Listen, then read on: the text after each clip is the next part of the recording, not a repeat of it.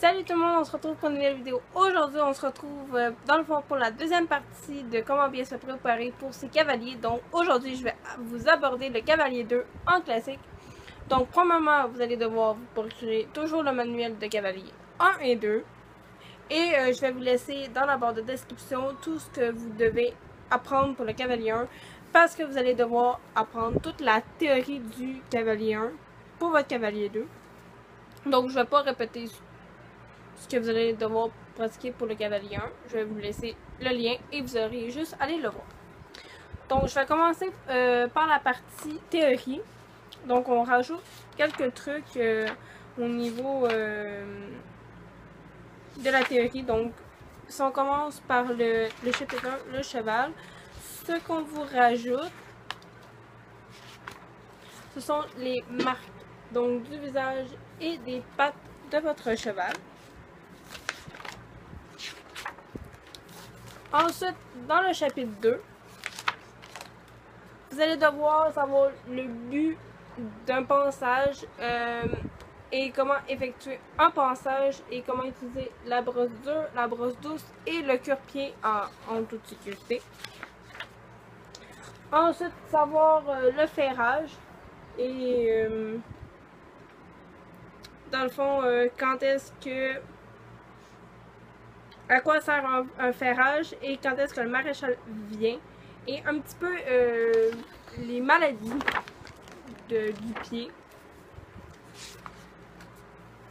l'alimentation aussi, les litières.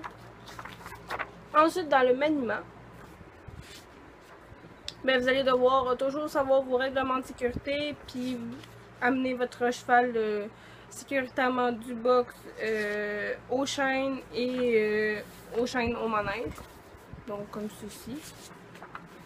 L'harnachement dans le troisième chapitre. Vous allez devoir savoir les parties de la selle. Et aussi comment sceller. Donc où est-ce que le tapis de la selle doit aller sur le dos du cheval et où est-ce que la sangle doit passer sur le cheval.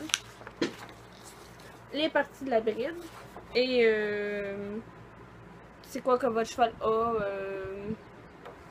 comme bride. L'entretien, tout ça. Tenue vestimentaire, ça reste pareil que dans le cavalier 1, donc j'y passe rapidement.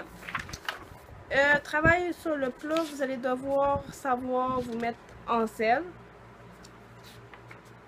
Ajuster vos étrières, la sangle. Vous allez devoir apprendre les allures. Pas trop galop. Les effets un petit peu de la jambe de la main. Après ça, savoir la bonne position au pas trop galop.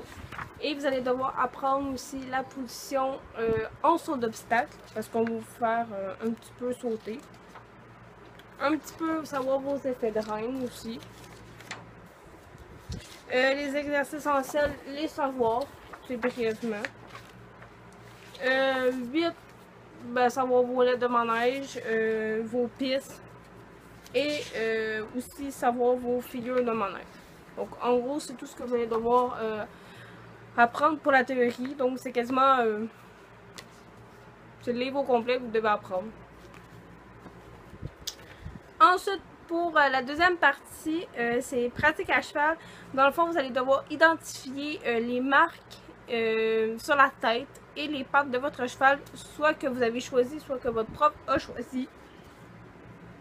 Ensuite, vous allez démontrer techniquement l'utilisation de la brosse dure, la brosse douce et le cure-pied, comme je disais, sécuritairement. Ensuite, vous allez devoir effectuer un nœud d'attache rapide et le détacher. Moi, j'avais pas vraiment pratiqué de nœud. J'ai fait un nœud vraiment au hasard. Pas spécifiquement approuvé par Cheval Québec. Puis elle me dit tant que le nœud se défait, c'est bon. Ensuite, vous allez devoir mettre en place l'harnachement de votre cheval sans aide. Et décrire où et comment placer la selle, le tapis sur le dos de votre cheval et l'endroit où est-ce que la sangle doit reposer. La phase équitation. Vous allez devoir vous mettre en selle à l'aide à partir du sol ou à l'aide de montoir. Après ça, mettre pied terre, remonter les étriers, passer les rênes au-dessus de la tête et diriger votre cheval au sol. Ensuite, vous allez devoir démontrer l'ajustement de la sangle et des étriers sans aide, tenir et utiliser une cravache correctement. Ensuite, pour la position, vous allez devoir avoir une position à toutes les allures, donc une bonne assiette, le pas avec et sans étrier, et laisser tomber et reprendre les étriers au trot. Ensuite, vous allez devoir apprendre à faire des transitions progressives à toutes les allures, sauf le galop. Donc, pas trop arrêt, trop enlevé, trop assis, etc. Galoper sur une courte, vous allez devoir galoper sur une courte distance et reconnaître les connaissances élémentaires des aides. Et vous allez devoir arrêter et savoir reconnaître si le cheval est en équilibre et immobile à l'arrêt. Pour les figures, vous allez devoir faire un cercle au trot au moins de 20 mètres et des doublés dans la largeur en s'éloignant du groupe pour vous démontrer que vous êtes autonome. Moi, j'étais toute seule. Ensuite, vous allez devoir un petit peu faire de saut d'obstacle. On s'entend dessus, vous n'allez pas sauter 6 pieds.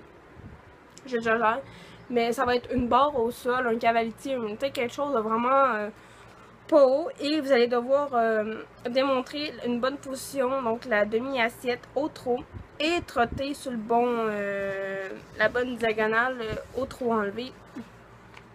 Donc moi, ma prof m'avait fait un petit parcours que je devais faire. Ensuite, vous allez devoir franchir au trot enlevé un parcours de bord au sol simple et vous allez devoir montrer que vous êtes en contrôle de votre cheval et de garder votre cheval en ligne droite sur le parcours. Donc c'est tout ce que vous allez devoir apprendre. C'est vraiment pas dur. Je suis vraiment certaine que vous allez le réussir haut la main. Donc, je vous souhaite bonne chance, c'est tout ce qu'il me reste à vous dire. Pour mon cavalier 2, je vais aussi également vous laisser mon passage de cavalier 2 dans la barre de description si vous voulez avoir une petite idée. Mais moi, j'ai passé le 1 et le 2 ensemble. Et sur ce, si vous avez aimé la vidéo, n'oubliez pas de mettre des pouces verts, commenter, partager et sur ce, vous abonner. Et sur ce, on se retrouve dans de prochaines vidéos. Salut tout le monde!